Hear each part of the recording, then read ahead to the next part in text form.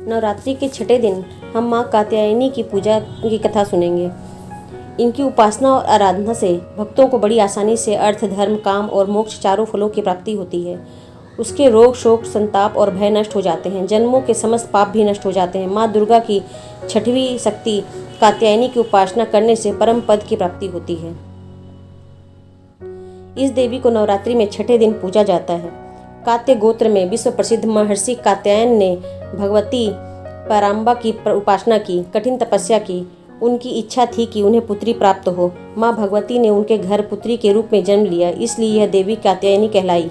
इनका गुण शोध कार्य है, इसलिए इस वैज्ञानिक युग में कात्यायनी का महत्व सर्वाधिक हो जाता है। इनकी कृपा से ही सारे कार्य पूरे हो जाते हैं।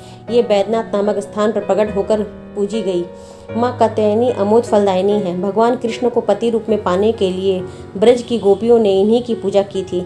यह पूजा कालिंदी यमुना के तट पर की गई थी, इसलिए ये ब्रज मंडल की अधिष्ठात्री देवी के रूप में प्रतिष्ठित है। माँ कात्यायनी शत्रुहंता है, इसलिए इनकी पूजा करने से शत्रु पराजित होते हैं और जीवन सुखमय बनता है। जबकि माँ कात्यायनी की पूजा करने से कुंवारी कन्या का विवाह होता है। नवरात्रि के छठे दिन भक्त का मन आग्नेय चक्र पर केंद्रित होना चाहिए। अगर भक्त खुद को पूरी तरह से माँ कात्यायनी को समर्पित कर दे तो माँ कात्यायनी उसे अपना असीम आशीर्वाद प्रदान करती हैं। जय मां अम्बे।